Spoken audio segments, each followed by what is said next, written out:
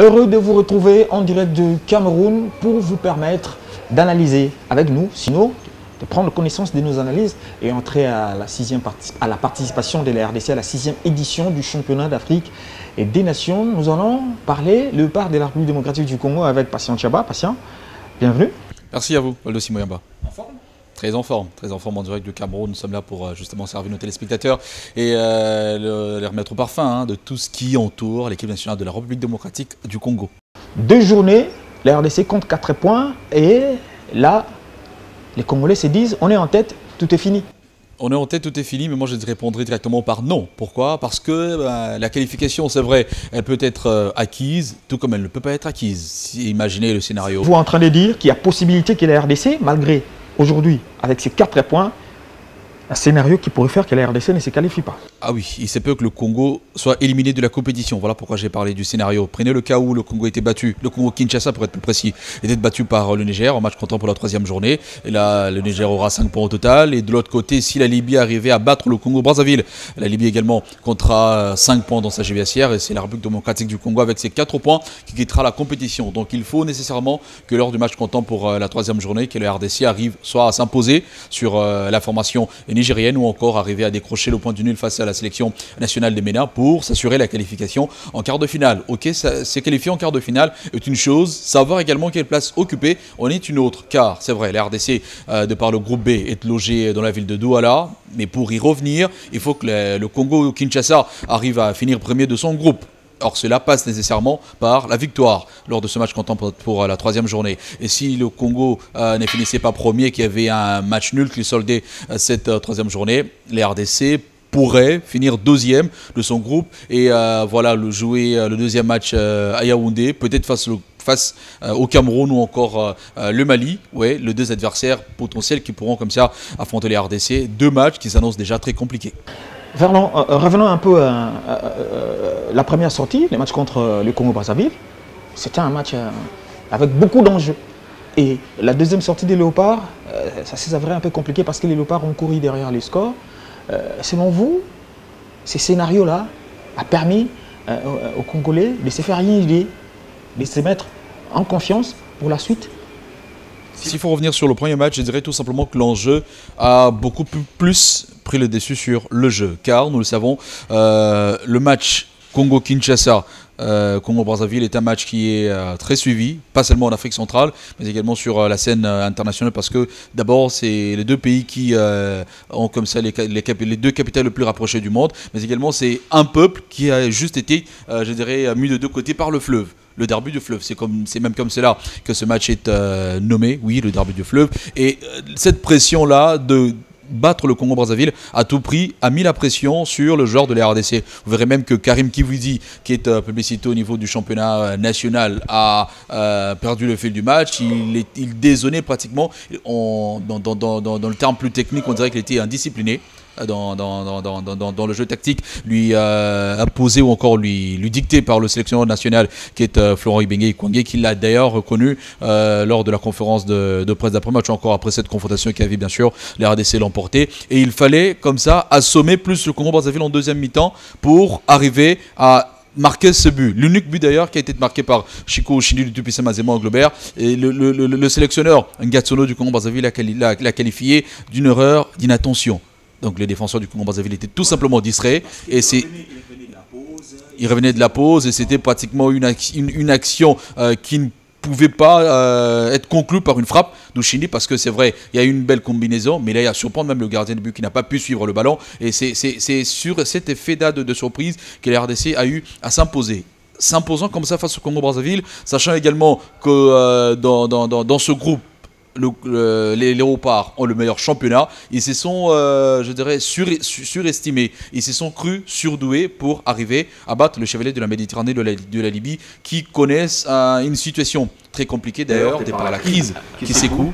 Entre nous soit dit, RDC-Libye, ça a toujours été très compliqué, très complexe à jouer. On se rappellera des éliminatoires de la Coupe du Monde 2014. Ah ben oui. Match nul à Kinshasa, match nul à Tripoli, et c'est bon, on va revenir également sur le CHAN 2009, bien que le Congo ait eu à s'imposer d'entrée. Sur ce match, comptant pour la deuxième journée du CHAN, Cameroun 2020, 6e édition donc de cette compétition, la Libye est arrivée avec l'idée d'étouffer le Congo, prendre l'avance et aller jouer derrière, comme les Libyens savent bien le faire. On le voit même avec Al-Ali Benghazi qui procède pratiquement de la même manière. Et la RDC s'est laissé aussi surprendre. D'ailleurs, sur ce corner tiré pratiquement à la 6e minute, on voit que les défenseurs congolais étaient plus attentistes que les attaquants libyens.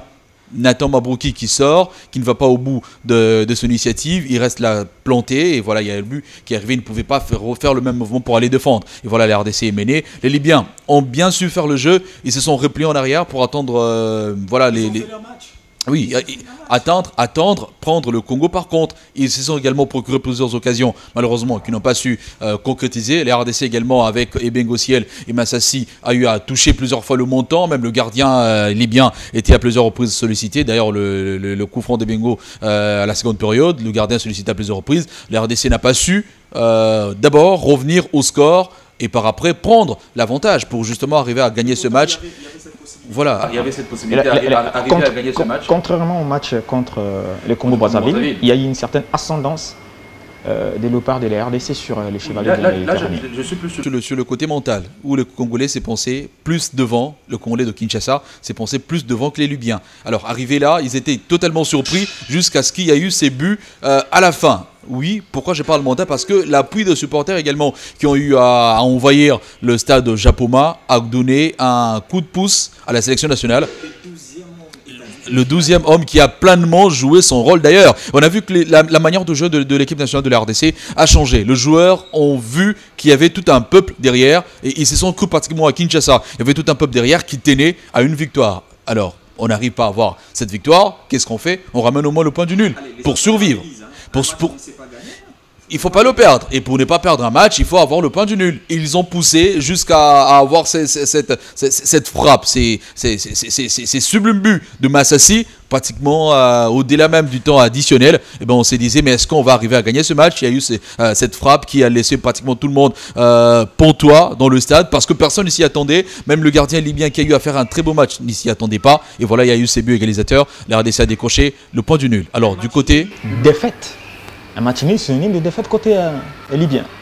Oui, match nul synonyme de défaite parce que les Libyens ont eu à faire leur match. Ils étaient pratiquement devant, mais ils se sont crus arriver.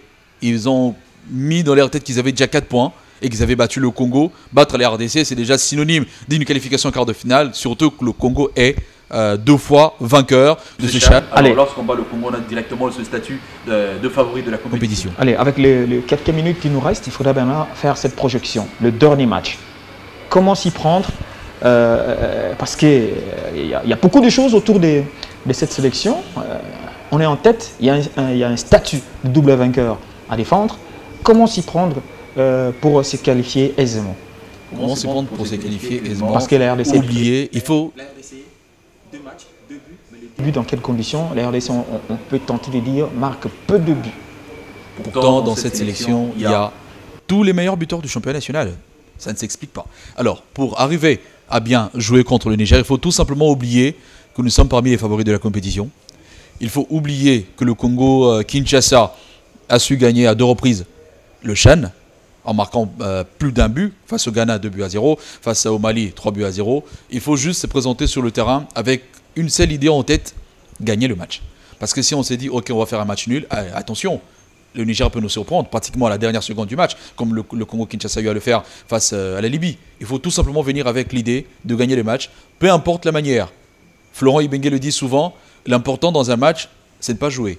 L'important dans un match, c'est arriver à gagner. Alors, si face au Niger, qui sait très bien jouer au football, on n'arrive pas à faire le jeu, l'important serait de marquer, conserver le but et prendre le devant, arriver à gagner tout simplement, assurer la qualification en quart de finale, tout en étant premier. Et juste après ce match, on se souviendra, on se rappellera qu'on est favori, on se rappellera qu'on est double vainqueur de cette compétition parce que là, il faudra gagner le match de quart de finale, gagner le match de demi-finale et pourquoi pas gagner la finale pour remporter le trophée. Comme ça se dit, une finale ne se joue pas, ça se gagne. Or, le quart de finale, c'est déjà une partie de la finale, demi-finale, une partie de la finale jusqu'à atteindre la finale et gagner le trophée.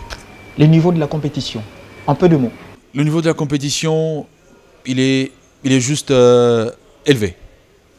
En un seul mot, la 6e édition du CHAN est très relevée.